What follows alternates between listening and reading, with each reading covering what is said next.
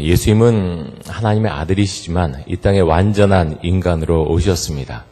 그래서 예수님은 정말 기도를 많이 하셨습니다. 많이 하셨을 뿐만 아니라 정말로 간절히 기도하셨습니다.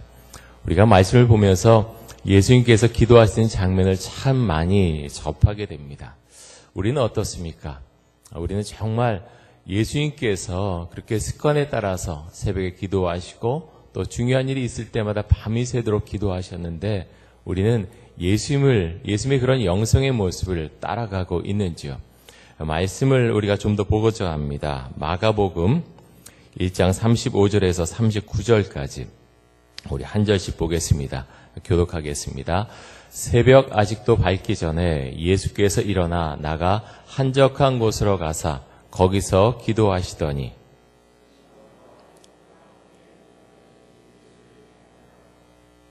만나서 이르되 모든 사람이 주를 찾나이다.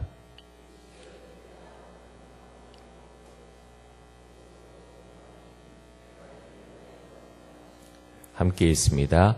이에 온 갈릴리에 다니시며 그들의 여러 회당에서 전도하시고 또 귀신을 내쫓으시더라. 아멘. 자, 뭐라고 말씀에 적혀 있습니까? 예수님께서 전도하시고 또 귀신을 쫓는 여러 사역들을 행하십니다. 그런데 그런 일을 행하기 전에 반드시 무엇을 하셨느냐 하면 기도하셨다는 거예요. 하나님의 아들이신 예수님께서 우리가 보면 그렇게 기도하지 않으셔도 능력도 행하시고 다 하실 수 있을 것 같으신데 예수님께서는 그렇게 하지 않으시고요. 새벽마다 미명에 나가셔서 기도하시고 주 앞에 간절히 간구했다. 그렇게 말씀을 하십니다. 왜 그러셨을까요? 왜 예수님께서 그렇게 하셨을까요? 예수님께서 이 땅에 완전한 인간으로 오셨습니다. 우리가 그것을 기억해야 되겠습니다. 예수님은 하나님을 철저히 의지하길 원하셨고 그래서 마음에 하나님께서 이 땅에 보내신 목적, 십자가 길을 가게 하신 그 목적을 한시라도 잊지 않기를 예수님께서는 원하셨을 것입니다. 그래서 새벽마다 나가셔서 습관에 따라서 기도하셨다 말씀하고 있습니다. 오늘 이 새벽에 주의 말씀을 듣고 또 기도하기 위해서 이 자리에 나왔습니다. 참 좋은 모습을 가지고 우리가 새해를 출발합니다. 지금 이 자리에 오신 분들 중에는 새벽마다 나와서 기도하시고 말씀 듣는 분들도 많이 계신데 자주 새벽 시간에 나와서 되도록이면 좀 더 습관적으로 주 앞에 나와서 그렇게 기도하시면 참 좋겠습니다. 그 안에 참 많은 은혜가 있습니다. 우리는 좀 묵상해 봐야 됩니다. 왜 예수님께서 새벽 민명마다 나가셔서 그렇게 기도하셨던 것일까? 무엇을 얻고자 하셨던 것일까? 무엇을 하나님께로부터 받고자 하셨던 것일까? 우리는 깊이 묵상하고 또 예수님께서 누리셨던 그 은혜, 받으셨던 능력, 하나님 저도 예수님처럼 나가서 기도할 때 저에게 그런 은혜를 알게 해주시고 그런 능력을 갖고 신앙인으로 그리스도인으로 이 세상을 살아갈 수 있도록 하여 주옵소서. 우리가 주 앞에 그렇게 기도할 수 있길 원합니다. 기도 가운데는 우리가 생각지 못하는 능력과 은혜가 있습니다. 어제 성령에 대해서 말씀을 드리면서 정말 성령 충만하면 내가 알지 못하는 능력이 우리에게서 나간다라고 말씀을 드렸습니다. 그것이 신앙이고요. 그것이 믿음입니다. 왜 예수님께서 그렇게 기도하셨는지 우리가 말씀 보면서 그것을 또 함께 고백할 수 있길 원합니다. 예수님께서는 새벽에만 기도하신 것이 아니라 중요한 일을 앞두고서는 밤을 새워 기도하셨습니다. 예수님의 제자를 부르실 때 그렇게 하셨는데요. 누가복음 6장 12절과 13절 말씀입니다. 제가 보겠습니다. 이때 예수께서 기도하시러 산으로 가사 밤이 새도록 하나님께 기도하시고 밝음에 그 제자들을 부르사 그 중에서 12를 택하여 사도라 칭하셨으니 자, 제자를 택하시는 일 아주 귀한 사역입니다. 예수님께서는 3년 동안 공생애를 보내셨는데 3년 동안 많은 일들을 할 수 있었습니다. 지금으로 말하면 큰 부흥회를 많이 여실 수가 있으셨어요. 많은 사람들, 제자들도 수백 명 두고 여러 가지 일을 하실 수 있었습니다. 그런데 예수님께서 주력하신 가장 중요한 사역은 12명의 제자들과 함께 다니면서 그들과 함께 기도하시고 말씀을 가르치시고 이적을 행하시고 또 십자가의 길을 걸어가시는데 그것을 알게 하시는 것, 그 12명의 모든 사역에 초점을 두셨다고 하는 것입니다. 그 12명을 뽑는 것, 예수님에게 있어서 얼마나 중요한 사역이었겠습니까? 그래서 그것을 위해서 밤새워서 기도하셨습니다. 그리고 밤새워 기도하시고 12명의 제자를 택하셨습니다. 여러분, 우리는 어떻습니까? 어떤 중요한 일, 교회적으로 중요한 일, 그리고 개인적으로 중요한 일, 우리가 그런 중요한 일을 앞두고서 하나님 앞에 나가서 얼마나 기도합니까? 예수님께서 밤새워 기도하셨다고 하는 것은 간절한 마음이 있는 거예요. 잠을 자지 못할 정도로 간절한 마음이 있는 거예요. 주님, 하나님 저에게 능력 주시고 바로 판단할 수 있도록 해주시고 하나님 어떻게 해야 될지 알게 하여 주옵소서. 간절하게 하나님 예수님께서 밤새워서 기도하셨습니다. 여러분, 우리도 정말 중요한 내 인생에 있어서 중요한 일 앞두고 있었을 때 정말 간절히 기도할 수 있어야 되겠습니다. 시간을 버리는 게 아니라요, 그만한 은혜가 있는 거예요. 그만한 능력이 생기는 거예요. 바르게 판단할 수 있고 그것으로 인해서 어찌 보면 인생길을 가는데 방향을 잘 잡을 수 있는 것입니다. 여러분, 우리에게 있어서 그것이 참 중요하죠. 열심히 하고 성실히 우리가 생활하는 것도 중요하지만 바른 판단하고 바른 방향으로 갈 수 있는 것, 그것만큼 중요한 것은 없습니다. 그것을 위해서 하나님 앞에 주님, 제가 어떻게 해야 되겠습니까? 주 앞에 기도하며 나아가는 것, 너무나 세상에 어떤 것보다 귀한 것입니다. 그래서 우리가 중요한 일을 앞두고서 예수님처럼 정말 간절하게 기도할 수 있어야 되겠습니다. 오늘 우리가 읽은 본문의 말씀은 오병이어 사건 이후에 예수님께서 사람들의 눈을 피해서 기도하시러 가는 장면입니다.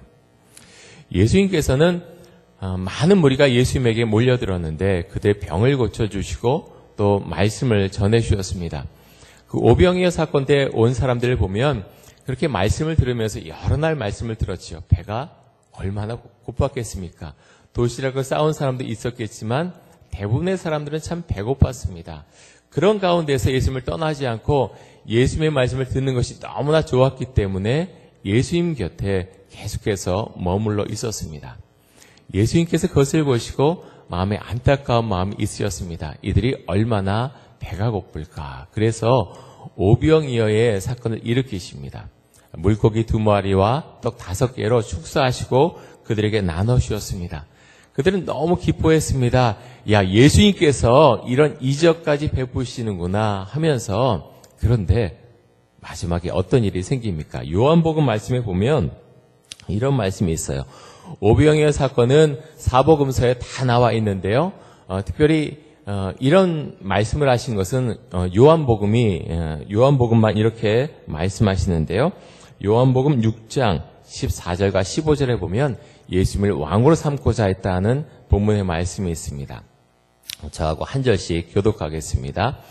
그 사람들이 예수께서 행하신 이 표적을 보고 말하되 이는 참으로 세상에 오실 그 선지자라 하더라.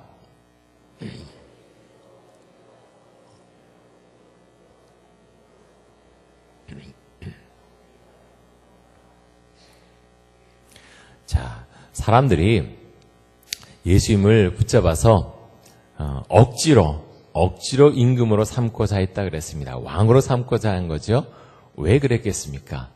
예수님께서 빵을 주셨기 때문에, 떡과 물고기로 이적을 일으키기 때문에, 이분이라면 우리가 배고프지 않겠다.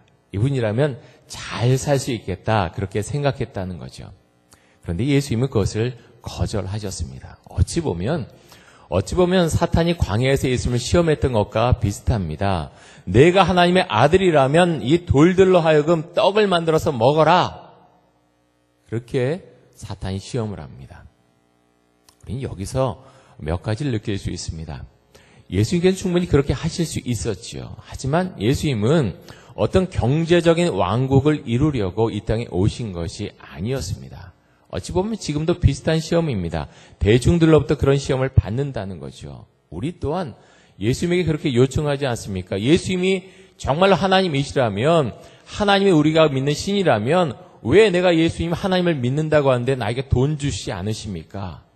어찌 보면 경제적인 하나님을 우리가 요청하고 있는지도 모릅니다.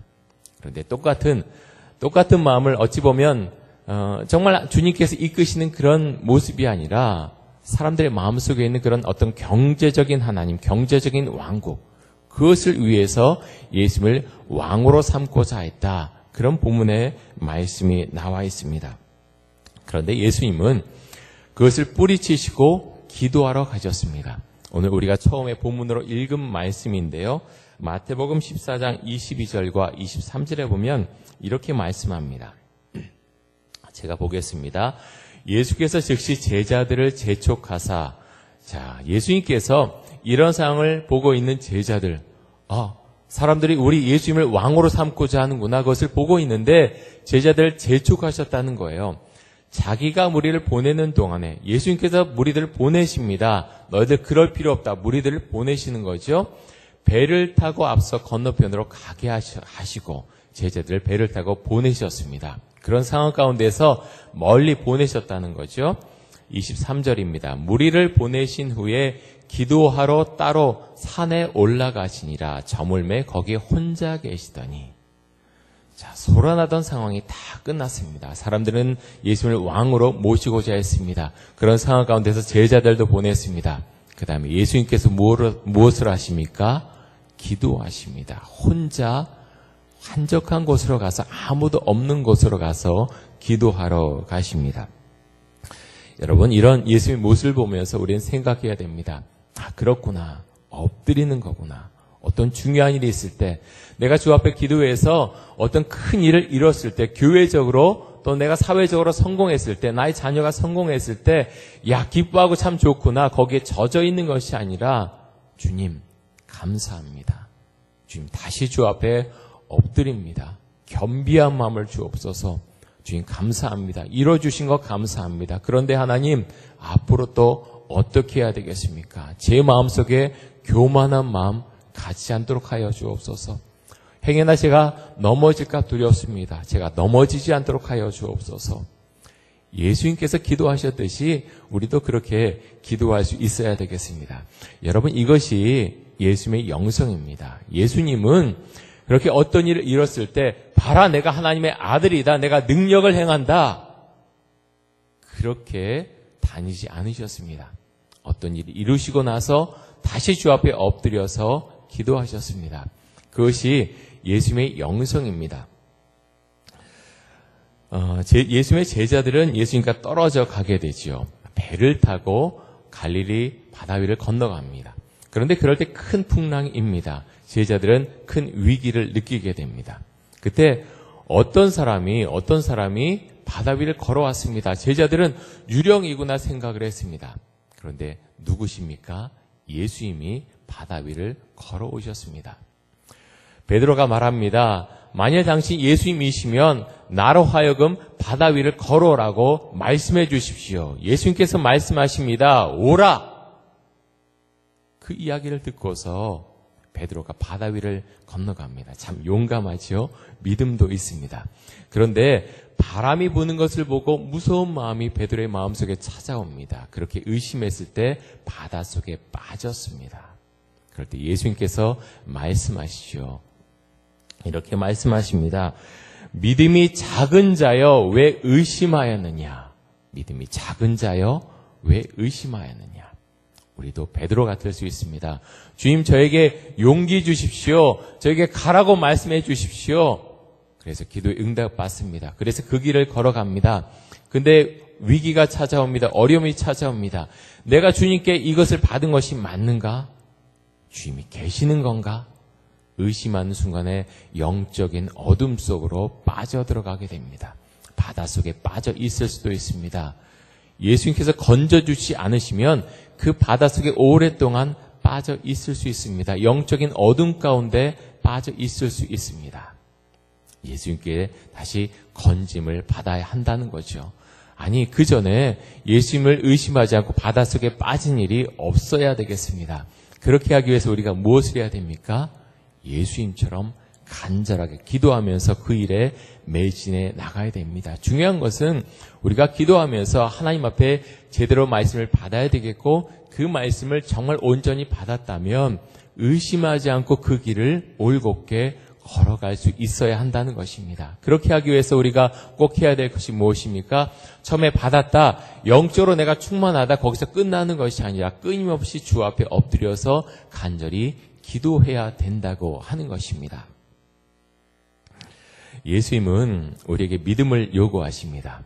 예수님의 영성은 사실은 어떤 배부름과 따뜻함의 영성이 아닙니다. 예수님의 영성은요, 고난과 죽음의 영성입니다. 디트로이트 한인연합교회 담임 목사인 유승원 목사님이라고 하는 분이 예수님의 영성에 대해서 글을 쓰시면서 짧은 글인데요, 그 속에서 이렇게 정의를 내렸습니다. 예수님의 영성은 고난과 죽음의 영성이다. 예수님의 영성은 고난과 죽음의 영성이다. 여러분 어떻습니까? 동의하십니까? 저는 이 말씀에 전적으로 동의합니다. 예수님은 배부르고 따뜻하고 얼마든지 그렇게 하실 수 있으셨습니다. 예수님은 큰 집에 사실 수도 있었고요. 많은 것들을 그렇게 부여잡고서 제자들에게 호화호식 시키면서 넓은 집에서 어떤 랍비들보다 훨씬 멋있게 수많은 제자들을 거느리고 사역하실 수 있으셨습니다. 그런데 그렇게 하지 않으셨습니다. 12명의 제자를 위해서 밤새도록 기도하시면서 그들을 택하셨고, 그들과 함께 여기저기를 다니시면서 배고픈 사람들, 어려운 사람들을 치유하시고 먹여주시고 하나님의 은혜 가운데 사역하셨습니다. 하지만 그렇게 따뜻하게 배부르게 사역하지 않으셨습니다. 고난과 죽음을 향해서, 십자가의 길을 향해서 나아가셨습니다. 그것을 알고 계셨기 때문에 엎드려 기도할 수 있었습니다. 여러분, 우리의 영성은요, 그렇게 배고프고 그렇게 잘 나가고 성공적인 삶 가운데 사실 이루어지진 않습니다. 그래서 하나님께서는 우리에게 사실은 고난을 주시는 것 같습니다. 고난을 알아야 기도하기 때문에. 내가 잘 되고 모든 것이 내 마음대로 다 잘 되면 세상에 어느 누가 기도하겠습니까? 그런 사람들은 사실 잘 기도하지 않습니다. 삶 가운데 어려움이 찾아오고 정말 기도가 무엇인지 알 수 있고, 또 예수님께서 어떤 믿음의 길을 걸어가셨는가, 그것을 비로소 발견하고 아는 사람들이 엎드려서 기도합니다. 예수님은 세례 요한에게 물 세례를 받으셨지요. 그렇게 물 세례를 받으셨을 때 하늘에서 하나님의 성령이 비둘기같이 임하셨다라고 하셨습니다. 그리고 하나님께서 말씀하시기를 이는 내 사랑하는 아들이요 내 기뻐하는 자라, 그렇게 말씀을 주셨습니다. 그런데 그 말씀 뒤에 바로 뒤에 이어진 것이 무엇입니까? 광야로 가셨습니다. 성령께서 이끌어 가십니다. 40일 동안 금식하신 다음에 마귀에게 시험을 받습니다. 3가지 시험을 받죠. 돌들을 떡으로 만들어 먹어라. 성전 꼭대기에서 뛰어내려라. 그리고 내가 만일 나에게 경배하면, 마귀에게 경배하면 천하 만국의 모든 것을 너에게 주겠다. 마귀가 유혹합니다. 하지만 예수님은 하나님의 말씀으로 이 모든 유혹을 다 이겨내십니다. 여러분, 우리도 하나님의 말씀으로 무장되어 있어야 되겠습니다. 그래서 우리에게 말씀이 필요합니다. 단순히 기도만 하는 것이 아니라 말씀으로 무장되어 있어야지 그 말씀에 힘입어서 주 앞에 더 온전하게 기도할 수 있습니다. 여러분, 그래서 말씀 보십시오. 그리고 말씀을 붙들고서 기도하십시오. 그 안에 더 뛰어난 영성의 세계가 있고 그 안에 더 깊은 은혜의 세계가 있습니다. 제자들은 예수님과 함께 다니면서도 예수님께서 기도하시는 모습을 보면서도 예수님의 생각과 참 많이 다른 점들이 있었습니다. 가이사랴 빌립보에서 예수님께서 물으시죠. 사람들이 나를 누구라 하느냐? 그 다음에 또 제자들에게 묻습니다. 너희는 나를 누구라고 생각하느냐? 그랬을 때 베드로가 대답합니다. 주는 그리스도시요 살아계신 하나님의 아들이십니다. 예수님께서 그 대답을 들으시고 처음으로 앞으로 어떤 길을 걸어갈 것인지 제자들에게 말씀하십니다. 내가 대제사장들과 서기관들과 많은 사람들에게 고난을 받고 죽임을 당하고 3일 만에 다시 살아날 것이다. 이 말씀을 처음으로 하셨을 때 제자들은 놀랬습니다. 놀랬을 뿐만 아니라 당혹하고 분노했습니다. 베드로가 어떤 태도를 취합니까? 베드로가 이렇게 말합니다. 마태복음 16장 22절에 보면 이렇게 말합니다. 베드로가 예수를 붙들고 항변하여 이르되 주여 그리 마옵소서 이 일이 결코 주께 미치지 아니하리이다. 자, 여기서 우리나라 성경으로 예수를 붙잡고 항변했다라고 하는데 사실 언어적인 표현으로 보면은 예수님을 꾸짖었다. 이 표현이 보다 사실 정확합니다. 너무 분개한 거예요. 베드로 화가 났습니다. 주는 그리스도의 살아계신 하나님의 아들이시니다 고백했지만 베드로가 원하는 메시아의 모습은 결코 그런 모습이 아니었어요. 힘없이 고난당하고 죽임당하고 아니 어떻게 이게 메시아의 모습이야? 이건 말도 안 돼. 분노했다는 거죠. 지금 절대로 그러시면 안 됩니다. 그런데 예수님께서 이런 베드로의 모습을 보시고 뭐라고 말씀하십니까? 예수님께서 놀랍게 그를 꾸짖으십니다. 23절에 보면 예수께서 돌이키시며 베드로에게 이르시되 사탄아 내뒤로 물러가라. 너는 나를 넘어지게 하는 자로다. 내가 하나님의 일을 생각하지 아니하고 도리어 사람의 일을 생각하는도다 하시고 이에 예수께서 제자들에게 이르시되 누구든지 나를 따라오려거든 자기를 부인하고 자기 십자가를 지고 나를 따를 것이니라. 아멘. 여러분 우리가 기도한다고 하면서 신앙을 고백한다고 하면서 정말 하나님께서 원하시는 길을 가지 않고 내 자신으로 나 자신의 생각을 위주로 해서 모든 것을 맞춰 나갈 수 있습니다. 우리의 영성이 깊지 않으면 그렇게 할 수 있다는 거예요. 우리 개인의 일, 교회 일도 그렇게 할 수 있습니다. 우리가 그것을 경계해야 됩니다. 하나님 정말 주님께서 원하시는 것은 무엇입니까? 그러면서 주님께서 말씀하신 것 우리는 기억해야 됩니다. 누구든지 나를 따라오려거든 자기를 부인하고 자기 십자가를 지고 나를 따를 것이니라. 이것은 어찌 보면 고난과 죽음의 영성입니다. 예수님께서 걸어가셨던 그 길, 우리가 그 속에서 기도해야 된다고 하는 거죠. 예수를 믿는 것.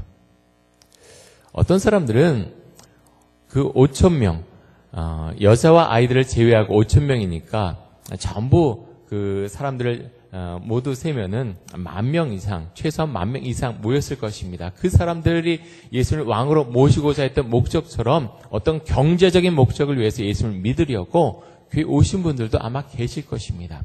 물론 예수님께서는 우리가 그런 물질을 위해서 기도할 때 우리의 기도를 들어주십니다. 그런데 우리가 경계해야 될 것이 있어요.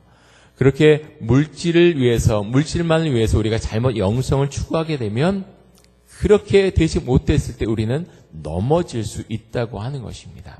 저는 예수를 믿는 분들이요, 정말 아브라함처럼 많은 분들이 부자였으면 좋겠어요. 그래서 여러분 경계해야 될 것이 있습니다. 우리가 부를 위해서 기도해야 되는데 그 목적이 무엇이냐 하는 것입니다. 하나님을 믿는 사람들과 믿지 않는 사람들과의 목적이 다르다는 거예요. 부를 하나님께 주셔도 하나님께서 그것을 가지고서 내가 하나님을 믿고 있느냐? 그렇다면 너보다 어려운 사람들을 위해서 그것을 나누어 써라.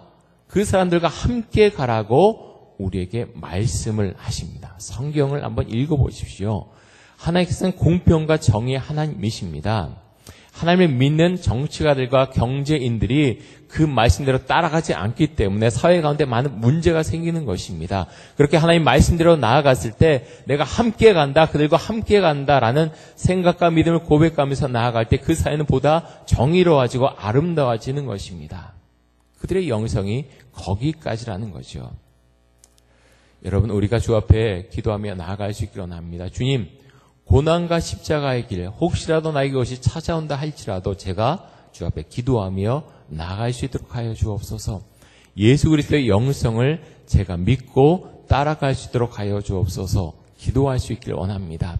저는 우리 이천능교회 우리 성도님들이 좀 더 깊은 영성의 세계로 들어갈 수 있기를 원합니다. 지금 제가 주님을 따라가는데 제게 주시는 그 은혜의 길을 제가 믿음으로 고백하며 나아가기를 정말로 원합니다. 주님, 저희 일생 가운데 함께해 주시고 하나님 저를 통해서 하나님의 영광이 드러나시도록 하여 주옵소서. 여러분 기도하십시오. 하지만 참 아이러니한 것은요. 세상 사람들이 보면 참 이상하다 생각하지만 그 길을 우리는 행복하게 따라간다고 하는 것입니다. 그것이 은혜입니다. 여러분 그 세계 속으로 우리가 들어갈 수 있길 원하고 예수님께서 새벽 미명마다 기도하셨듯이 또 중요한 일 앞두고 기도하셨듯이 우리도 그렇게 주 앞에 간절하게 나아가서 기도하며 그렇게 은혜 가운데 믿음 가운데 우리 인생의 길을 걸어갈